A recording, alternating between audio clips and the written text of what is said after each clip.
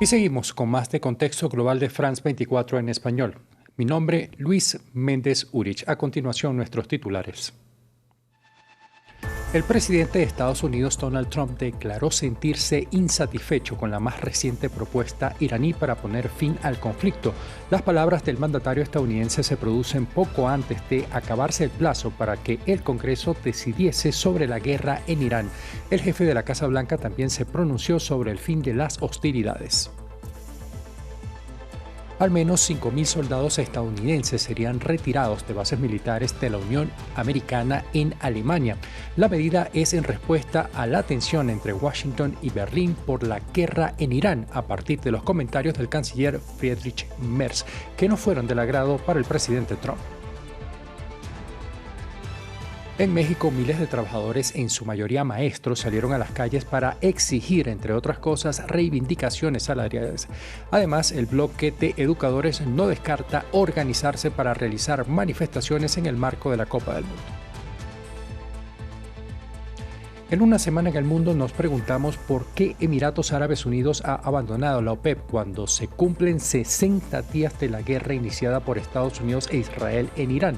Además, nos cuestionamos por qué la Casa Blanca rechaza este cálculo de tiempo de 60 días, alegando que la tregua con Irán pausa el contador. Nos planteamos en qué medida esta ofensiva está vinculada con el nuevo presunto intento de asesinar a Donald Trump el pasado fin de semana. Y finalmente abordamos las implicaciones de la violencia armada, también en Colombia, a un mes de las elecciones presidenciales.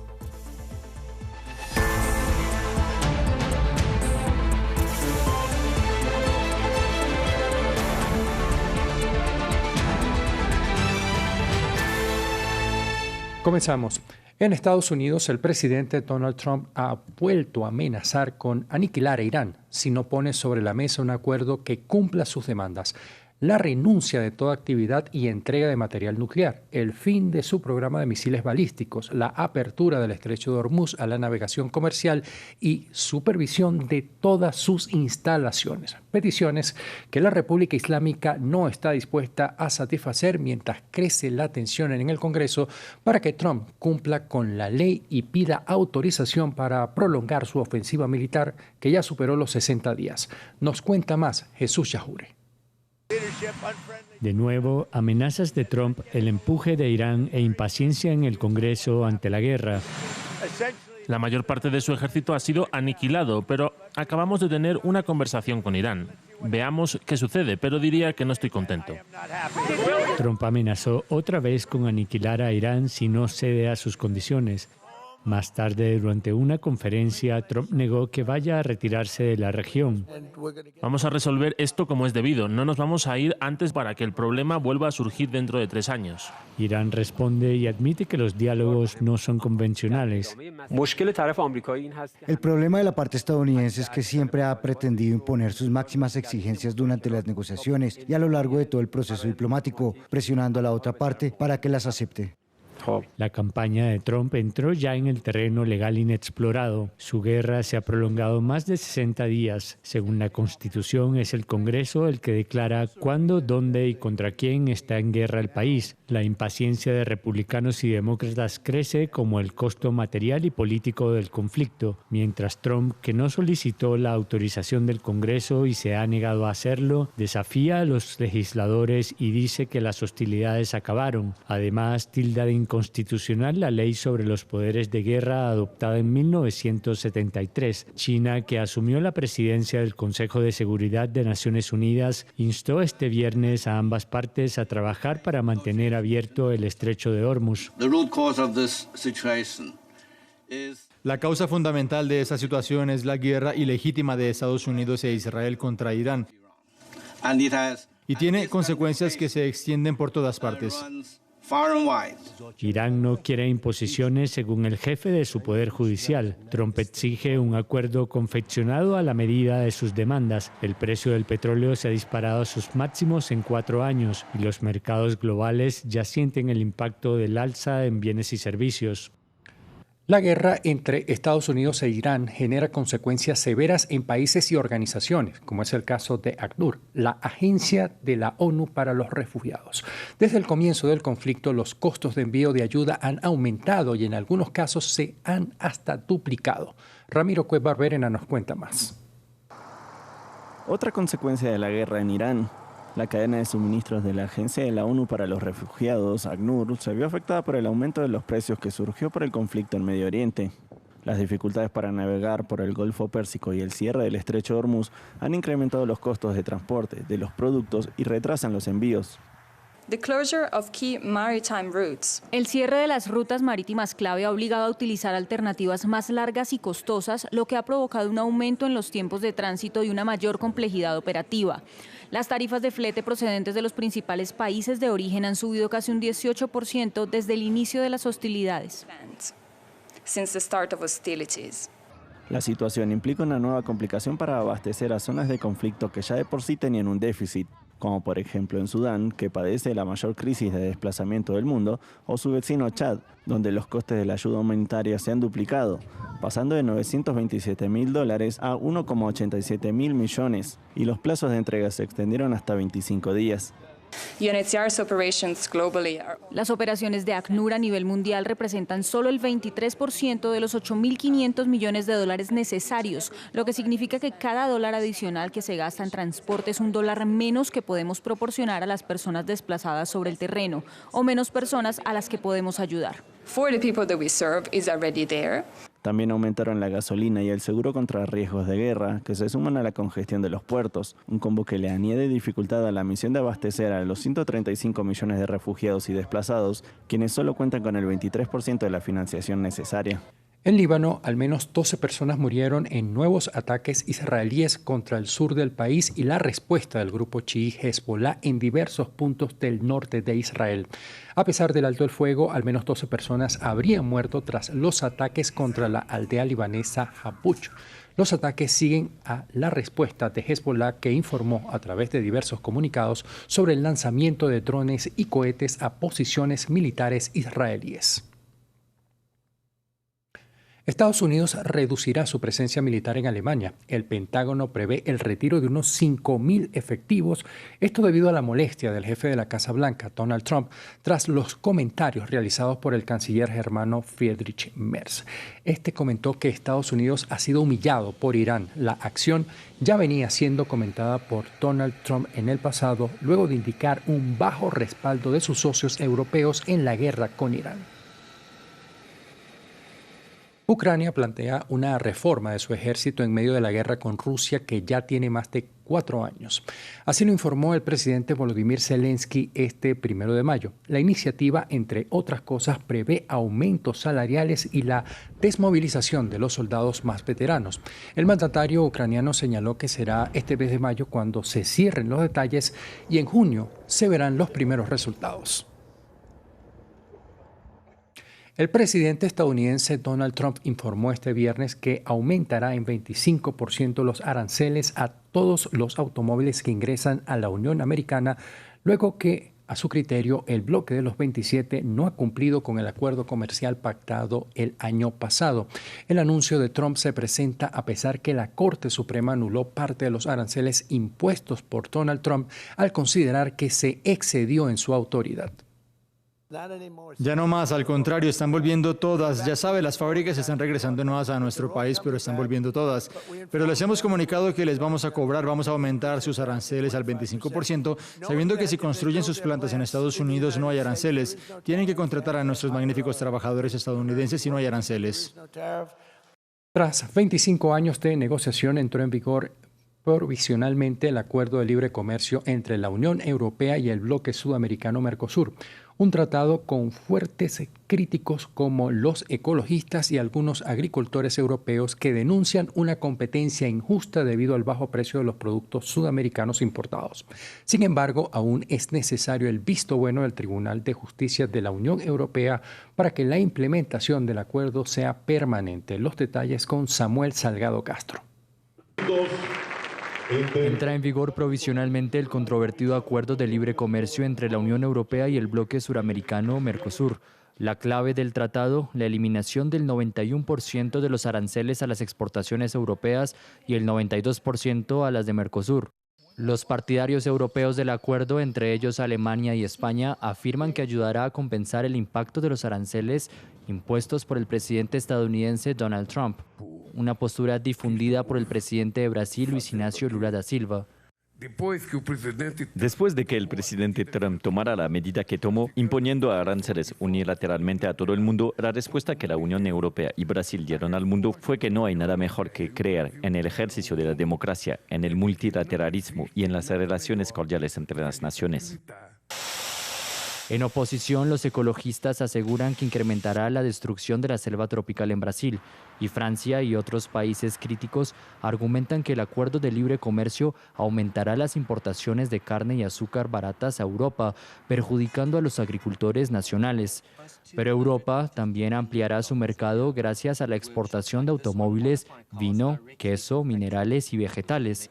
Este acuerdo de libre comercio, el mayor en la historia de la Unión Europea, fue cerrado por Bruselas en enero por la presidenta de la Comisión Europea tras 25 años de negociación. Los beneficios son reales y visibles a partir de ahora. Los aranceles comienzan a bajar, las empresas están obteniendo acceso a nuevos mercados, los inversores tienen la previsibilidad que necesitan. La aplicación provisional mostrará los beneficios tangibles del acuerdo. Pero la implementación del acuerdo tambalea. El Parlamento Europeo, cuya aprobación es necesaria, votó en contra del tratado ante el Tribunal de Justicia de la UE, que podría tardar hasta 2 años en dictar sentencia, y sigue pendiente un fallo judicial en Europa sobre su legalidad. En Reino Unido, desde el inicio de la guerra en Irán, los actos y ataques considerados terroristas contra la comunidad judía y el Estado de Israel se han multiplicado en el país, especialmente en la capital, Londres. El último hecho en la lista fue el intento de asesinato contra 2 personas judías el pasado 29 de abril, cuyo acto, al igual que otros, fueron reivindicados por un grupo que se le ha relacionado con Irán. Gabriel Colchen tiene los detalles. En Reino Unido se multiplican los actos terroristas, racistas y antisemitas. Este viernes se abrió el juicio contra un hombre acusado de apuñalar a 2 personas judías el miércoles en el norte de Londres. En marzo, 4 ambulancias que pertenecían a una organización judía fueron incendiadas. Y en las últimas semanas, varias sinagogas de la capital también fueron blanco de ataques. El jueves, Reino Unido subió el nivel de amenaza terrorista de sustancial a grave. Llevamos algún tiempo trabajando de muchas maneras en lo que respecta a las comunidades judías. Creemos que se necesitarán unos 300 agentes adicionales para reforzar la policía de barrio en esas zonas, de forma realmente visible y local y conectada con las comunidades, con el apoyo de especialistas como agentes armados. Este tipo de incidentes aumentaron desde octubre de 2023 y aún más desde el inicio de la guerra de Estados Unidos e Israel contra Irán el 28 de febrero. La comunidad judía, así como objetivos estadounidenses, también fueron blanco de ataques en Bélgica, Países Bajos o Francia en las últimas semanas. Muchos de estos fueron reivindicados por el grupo Harakat Ashab al-Yamin al-Islamiyya, una organización que estaría vinculada con Irán y que apareció en Telegram en marzo, poco después del inicio de la guerra, anunciando el comienzo de sus operaciones militares contra intereses estadounidenses e israelíes en todo el mundo.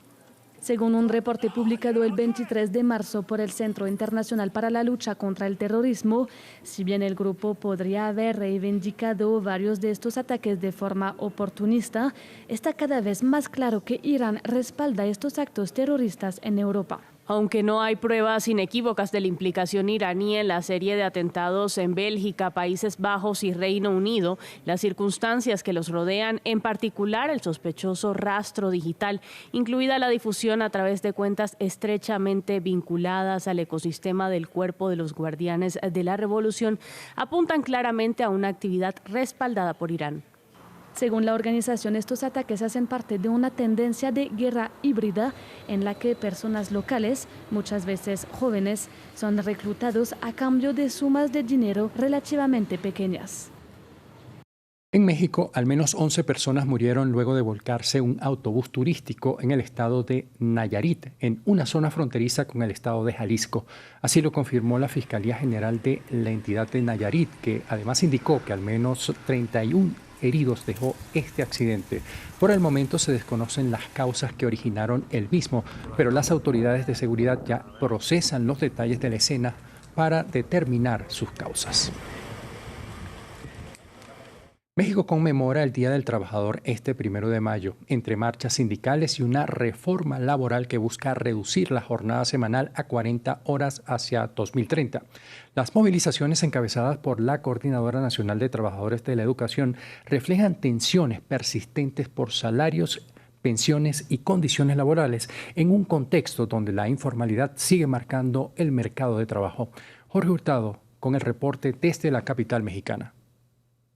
Miles de trabajadores y sindicatos se movilizan este 1 de mayo en la Ciudad de México con motivo del Día del Trabajo. Las protestas son encabezadas por la Coordinadora Nacional de Trabajadores de la Educación junto con diversas organizaciones obreras. Marcharon en la capital del país y en otros puntos también. La CNTE advirtió que además de esta gran movilización podría convocar a un paro nacional durante el Mundial 2026. Entre sus demandas principales, la derogación de la ley del Instituto de Seguridad y Servicios Sociales de los Trabajadores del Estado y la eliminación del sistema de afores, un aumento salarial del 100% y homologación de prestaciones, así como jubilación a los 28 años de servicio para mujeres y 30 para hombres. Exigen la reinstalación de docentes despedidos. Cada año, hay que recordar, el 1 de mayo sirve para visibilizar demandas laborales más amplias como mejoras salariales, condiciones dignas, derechos sindicales y acceso a seguridad social. Hay que recordar que en México estas movilizaciones también reflejan preocupaciones por la informalidad laboral y la precarización del empleo, que el gobierno destaca más de 60 millones de personas ocupadas y el desempleo en torno al 2,4%. Expertos advierten que el empleo formal, especialmente en el sector industrial, no crece al ritmo esperado, mientras que la informalidad continúa expandiéndose. Y en otros puntos de América Latina, quienes salieron a las calles denunciaron las políticas de sus gobiernos y exigieron mejoras en sus derechos laborales. En Bolivia, un sindicato convocó a una huelga general. En Chile, las protestas que se dirigieron contra el presidente José Antonio Kast fueron reprimidas, al tiempo que en Cuba estas movilizaciones sirvieron para reiterar el llamado a la defensa del país ante una posible intervención militar. Más en el informe de Gabriel Colchen. El Día Internacional de los Trabajadores estuvo marcado por las reivindicaciones laborales en América Latina. En Bolivia, la marcha anual fue la oportunidad para denunciar los salarios y las condiciones de vida. La Central Sindical de Trabajadores de Bolivia convocó una huelga general, entre las demandas un aumento del salario mínimo del 20%. A partir del día de hoy, se declara el paro general indefinido, movilizado hasta que el gobierno atienda el pedido del pueblo. Y si no cumple, que se vaya a su casa, carajo. En Chile, los manifestantes denunciaron la política del presidente José Antonio Kast. En la capital Santiago, la policía usó gases lacrimógenos y cañones de agua contra manifestantes encapuchados. La verdad es que hay mucha decepción, al menos nosotros sabíamos qué era lo que podía pasar, pero a lo menos la gente que votó por Kast se está dando cuenta realmente de que no está cumpliendo con nada de las cosas que dijo. O sea, dijo que no iba a eliminar derechos sociales y es lo primero recorte que está haciendo. Hay recursos para ciertas cosas, pero no para lo social y la gente vive de esto. La capital cubana también fue el escenario de una marcha en la que participaron los miembros del Partido Comunista. Tras las amenazas de intervención de Donald Trump, los participantes defendieron la soberanía de su país. Queremos la paz, por supuesto que queremos la paz, pero si llegara en algún momento a intervenir nuestro país, pues la defenderemos todos los cubanos que estamos hoy aquí presentes. También en Argentina, sindicatos y ciudadanos desfilaron el jueves por las calles de la capital en oposición al presidente Milei. Y hasta aquí el presente bloque de noticias. Quedan en compañía de Rosa Pérez Masteu y el programa Una Semana en el Mundo.